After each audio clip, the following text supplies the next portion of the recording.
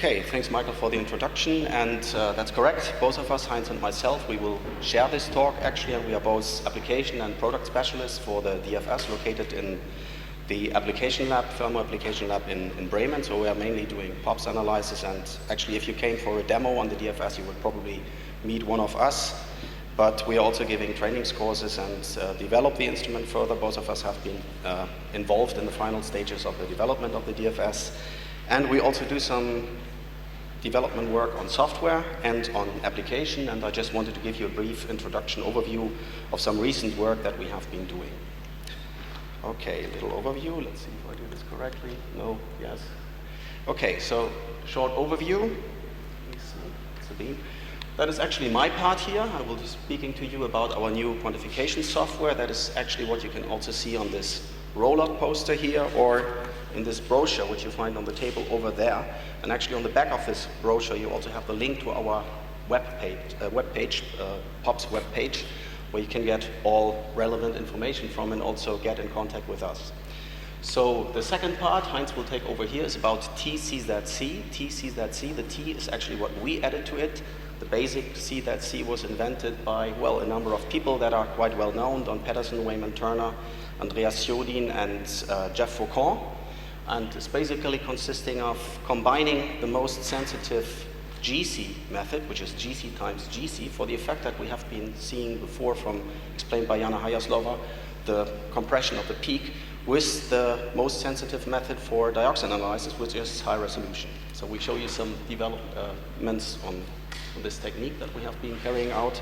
And then Heinz will be also speaking about the development of some new applications which refer to EPA methods for high resolution.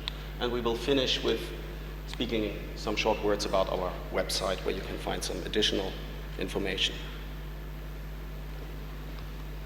Okay, here we go. Target 1.3. So for the MET95 users and DFS users, currently what you have on the DFS for sure is Target 1.2. So the new software which is coming out very soon. We are in the final stages of testing and releasing the software, documentation and all that stuff that needs to be done.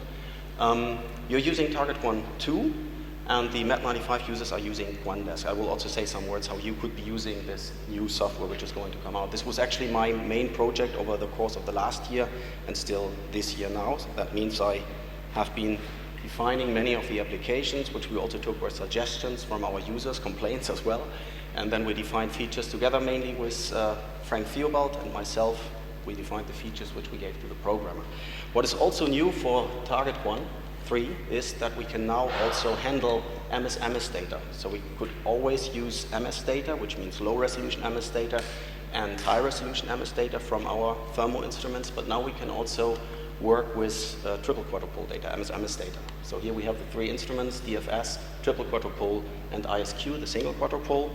And this data from all these three instruments can be dealt with the same software suite in the future. So just a brief overview to just give you an idea what this software is looking like, will be looking like for you. What are the main new features that we have implemented? I think the main new feature that we have implemented is a different workflow process to make it easier to use.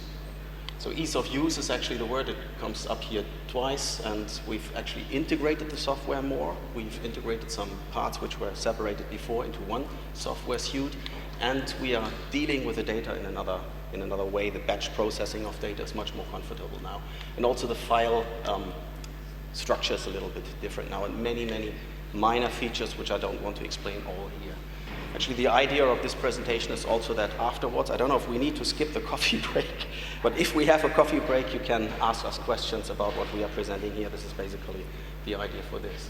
So for our Target 1 users, I think this will be looking quite well known. This is probably what you have on your systems as well. This is one of the pages of Target 1 3.0, but if I look at the detail, look up here, this is actually new. We have now three main pages in Target 1 3.0. I call them tabs. And this is one of the main tabs. And actually this tab here, or this page here, is like almost looking like Target 1 2.0. So if you only worked on this tab, you could practically work in the same way that you have been working on Target 1 2.0 before. This also means that you could learn Target 1.3 very, very fast. The same is valid for OneDesk users. So on this page here, you would do reintegration. You have all these flexible spreadsheet layouts. You can set up your tables with all sorts of parameters. It's a completely flexible software. It must be, because we have to adapt it to different lab surroundings and different method requirements for data evaluation and so on. So the second tab is a response tab, and TargetQuant and Quandesk users know this was a separate program before. Now it's integrated into TargetQuant 3 as just another tab. So under the response tab, you could look at calibration curves, and you could look at the statistics of your calibration curves, like RSDs and so on. Now, what is really completely new is the sequence tab, or the sequence page. This is where in the future, we want you to start the batch process from. This means that we take complete sequences and do the data evaluation on the complete sequence that you have acquired. So what does that look like?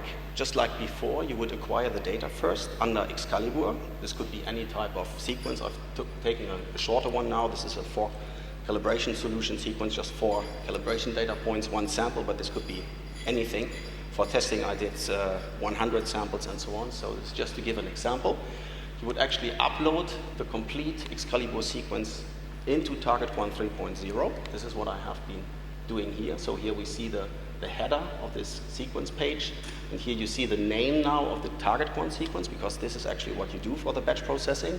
You set up the TargetQuant sequence, and here you see the Excalibur sequence, and this is actually the same sequence that you see here up above. Then, of course, you have to tell the system some details which it needs to know in order to do the data processing correctly. You have to tell, okay, what kind of quantification do you want to do? What am I looking at here? And for this, you need to attach the quantitation method. Let's say for PCBs, for dioxins, whatever it is. In this case, it's dioxins. You have to define the name of the response file if you want to create a new one, or attach an old response file to do the quantitation. And you have to set some multipliers, but this is already a detail. So this has been done now here. This is here, I've magnified a little bit this part of the sequence page. So here we've got the name of the sequence file. This is a method, a dioxin method in this case, name of the response file, and the name of the Excalibur sequence. So now we are ready to process all data. This is actually very fast. It's a thing of a minute to set this up. Now this data is still not processed. We see this here in the column for the process status, not processed data. And we just click on this icon to do the whole processing, and the data is processed afterwards. What does it mean? It means that in this case, the system has established a 4-point calibration curve and has applied this calibration curve to quantitate the samples, the unknowns, in this case only 1. Sorry, correct, yeah, that's correct. So this is a very, very fast process, and actually in the workflow, you would now go from this process data to check on the response tab if your established calibration curve has been created correctly, if it is complying with all requirements like RSDs and so on. You could go then to the Quant tab and do your reintegration, check your peaks, if all peaks have been integrated correctly. And finally, to finish the process, do your reporting, which is now also a batch process. So you also do this from the sequence page, and you could, for example, create Excel results, Excel file results, or PDF report results for all samples. The file structure has been changed. All data together is now saved in something that we call a container file, so sort of a zip file. So the sequence batch results are in just one single file. This contains everything you need to have in order to process and look at the data. So if you transfer this file to another TargetQuant software suite, you can do the complete reprocessing of the data again if you want. Some useful info, especially for users of TargetQuant and Quandesk. This software will work, and this is new, as standalone, so you don't need Excalibur anymore. If you install TargetQuant on a separate PC, you could actually transfer your data from your instrument PC to this data evaluation PC and do the whole processing without even installing Excalibur. This works under Windows 7 and under Windows XP. If you do want to install Excalibur, it must be Excalibur 2.2. Actually, we are in the process to also shift the DFS to Excalibur 2.2 together with Windows 7. At this point of time, this is still not concluded, so at this point of time, if you want to install together with Excalibur, it must be Excalibur 2.2, which means on a separate PC, not on the instrument PC. So any sort of data, Met95 data, can be processed if you do this, no problem. There are no free upgrades for the software, but we have high discounts for Target One and Quandesk users to purchase Target One 3.0. This is giving single user licenses or to multi-user licenses. And if you have questions to this, you can speak to Kyle, you can speak to my colleague Heinz, or you can speak to myself. Okay, and this brings me to the second part. This is actually, I still call it application R&D work because it's not a finished product or something that we sell as a product. This is actually an activity which started after I spoke to Jeff Foucault on the RAFA conference in 2009, and is something which a number of people is quite interested in. That's exactly the same names which I mentioned before: Don Patterson, Jeff Foucault, Wayman Turner, and Andreas Jodin. And actually I have invited Jack Cochran to visit me in Bremen next week to do some work on another approach to increase sensitivity, because this is actually what it is about: increase sensitivity for some specific applications. It doesn't work for everything, it only works for a specific application. The catchword for this is actually biomonitoring, human serum, to look at where you have very low sample amounts that you cannot easily increase and where you need to have the sensitivity from the instrument. Heinz is giving you an introduction to this. Okay, thanks. Yeah, the time-controlled cryogenic soon compression can be seen as a tool for increased sensitivity and to be able to measure very small sample amounts. And the background here are the so-called dry blood spot analysis. And in the US, they're going to take a few drops of blood of every newborn and spot this to paper. And because they do this already for decades, there's a huge library of samples available. And the challenge here is the small sample amount. And especially if you're going to look for very low concentrated components like dioxins, that's the real challenge here. And the whole project started with the work from Don Patterson and his colleagues from CDC and Jeff Foucault. And different to what they did, we did everything time controlled. So what they did, they used a very short column and also an alternating GC times GC modulator with a very long modulation time. So what is different to our approach here is, first of all, we have a standard 60-meter GC column, and if you forget here about this first and second dimension, it's really one column.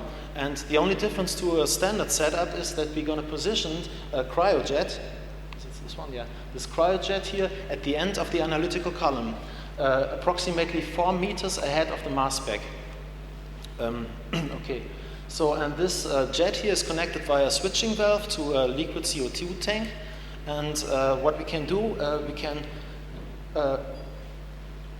we can spray liquid CO2 time controlled. Means that the timing is implemented in the instrument method itself. So it's aligned with a retention time, and it's absolutely reproducible. Okay, so here's a picture how this jet is looking like. So what we took is a standard GC times GC modulator, and the only difference is that we used,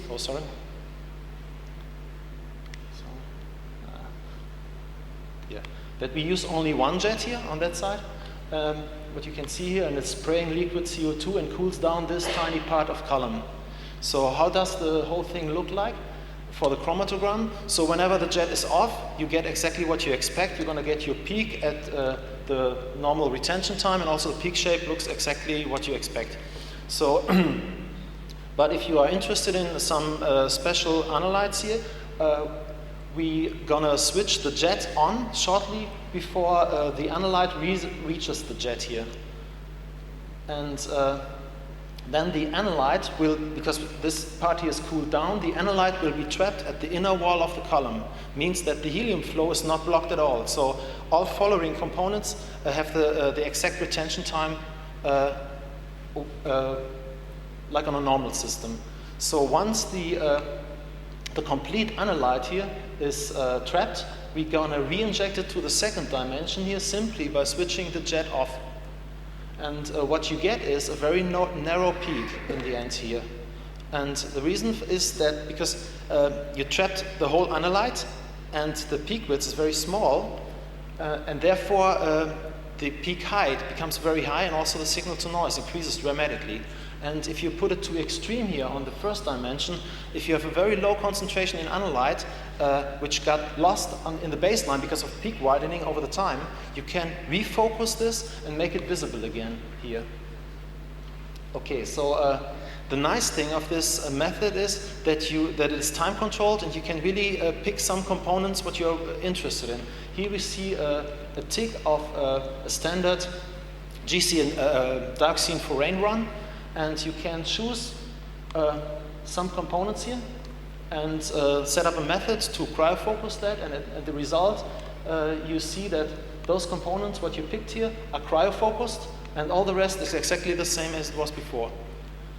So here's a direct comparison on one mass trace. It's the 13C labeled internal standard. In the same amount we have the 1234 here and the 2378. Both same amount. The only difference here, this is cryofocused, this is not, and here you see directly the effect. And you can tell that approximately if you use the parameter of 4 meters of the second dimension, you're going to get an increase of peak height of a factor of about 10. Okay, so the whole thing also works for real samples. So here we have an example of a pooled blood sample. Here the TCDD with no cryofocusing here. And after cryofocusing, you see that the signal-to-noise value increases dramatically. Same for the PCDF.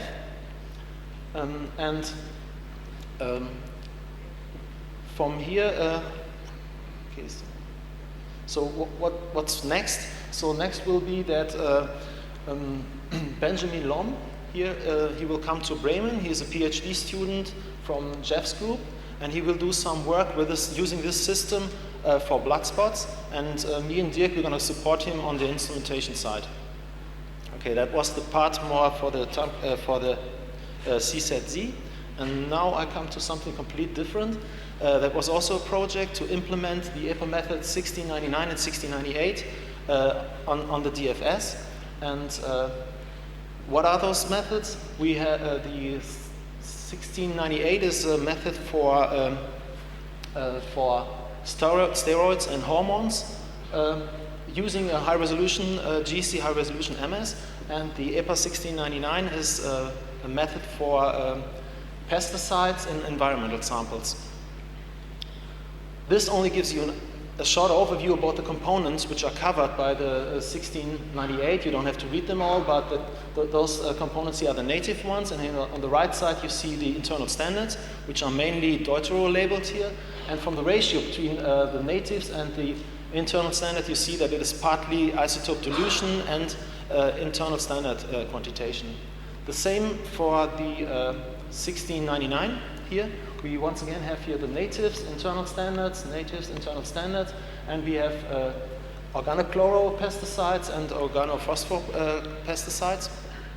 And the real challenging thing here was to do the mixture for the internal standards, because so far there are no ready mixtures available, so you really have to mix them by your own. And Frank Theobald, who did this work, one of our colleagues, he told me that when he mixed all this standards by himself, he became more and more nervous when he gets to the end, because if you do a mistake at the end, you have to start from scratch again. So that's some work to do. And what we also did is the 1699 method is a method for environmental sample, and we applied it to food samples by spiking different matrices of different sample preparation, like Ketchers and DFG, and here we have the different matrices like salad, tea, breast milk, horse, and rabbit. Okay, so if you like to know more about all those things here, there's a brochure available on our internet site, and the latest results from the timed cryofocusing work was just published here in Chromatographic Today in last month, and we have some reprints also of this article and some brochures here at our booth over there. And the work for the EPA 1699, there's already a poster available on our website, and pretty soon there will be an application note following, and also we want to deliver the whole method with all the masses, MID, GC parameters.